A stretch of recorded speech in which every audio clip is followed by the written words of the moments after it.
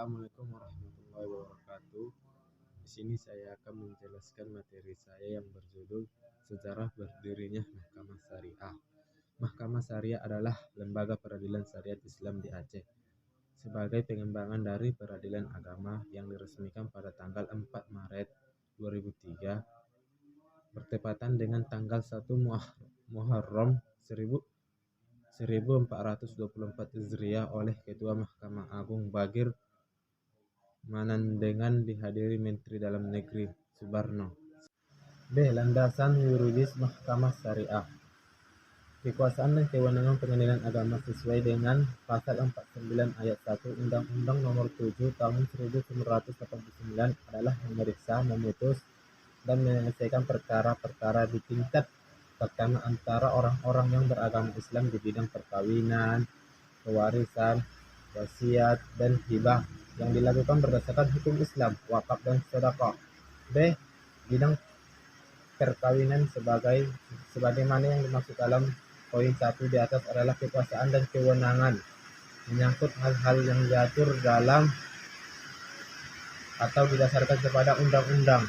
Bidang kewarisan sebagaimana yang dimaksud pada poin 2 di atas adalah kekuasaan dan kewenangan penentu siapa-siapa yang menjadi ahli waris, penentu mengenai harta peninggalan, penentu bagian masing-masing ahli waris, dan melaksanakan pembagian harta peninggalan tersebut dalam melaksanakan amanat dari Pasal 25 Undang-Undang Nomor 18 Tahun 2001 dan Konun Provinsi Nanggroe Aceh Darussalam Nomor 10 Tahun 2002 telah memberikan kewenangan terhadap Mahkamah Syariah untuk memeriksa, memutus, dan menyelesaikan perkara-perkara pada tingkat pertama dan banding.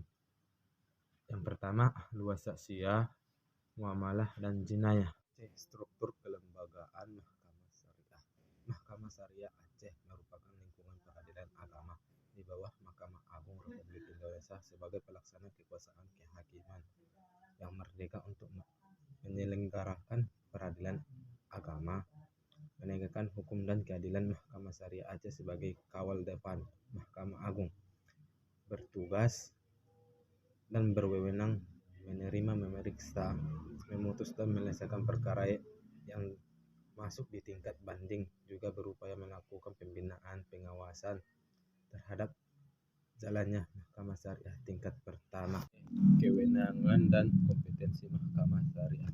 Kewenangan relatif atau kompetensi relatif yaitu kewenangan untuk menerima, memeriksa, dan mengadili serta menyelesaikan sesuatu perkara yang diajukan kepadanya didasarkan kepada wilayah hukum pengadilan mana tergugat bertempat tinggal.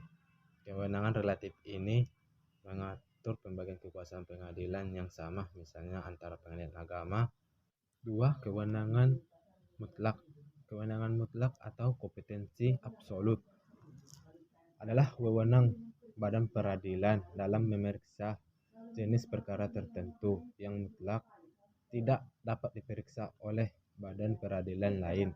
Kewenangan mutlak ini untuk menjawab pertanyaan apakah perkara tertentu, misalnya sengketa ekonomi syariah.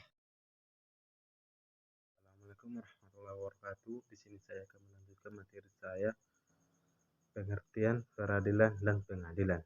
Pengadilan merupakan sebuah instansi atau badan yang bertugas untuk melaksanakan sistem peradilan berbentuk memeriksa, pengadilan, dan juga pemutus perkara.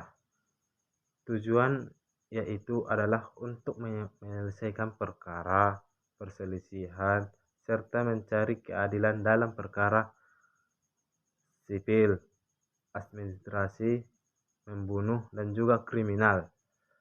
Masing-masing orang nantinya memiliki hak yang sama untuk meminta perlindungan dan pengadilan, baik itu dari pihak yang dituduh maupun pihak yang melakukan kejahatan. Sementara peradilan merupakan proses yang dilakukan di pengadilan yang berkaitan dengan tugas memutus, memeriksa, serta mengadili perkara, cara menerapkan hukum atau menemukan hukum, di mana hakim menerapkan peraturan hukum pada beberapa hal yang nyata di hadapan untuk diputuskan dan diadili. Peradilan atau dalam bahasa Arab diungkap dengan kata qada, berarti memutus, memberi keputusan. Menyelesaikan menurut istilah adalah suatu lembaga pemerintahan yang ditugaskan untuk menyelesaikan, menetapkan keputusan atas setiap perkara. Fungsi adanya peradilan sebagai lembaga negara yang ditugasi untuk menyelesaikan yang memutus setiap perkara dengan adil, maka peradilan berfungsi untuk menciptakan ketertiban dan ketentraman bagi masyarakat. Untuk mewujudkan hal tersebut yang dijelaskan di atas, peradilan Islam mempunyai tugas pokok yaitu mendamaikan kedua belah pihak yang bersengketa, menetapkan sanksi, dan menerapkan kepada para pelaku perbuatan yang melanggar hukum, terciptanya amal ma'ruf anil munkar, dapat melindungi jiwa, harta, dan kehormatan masyarakat.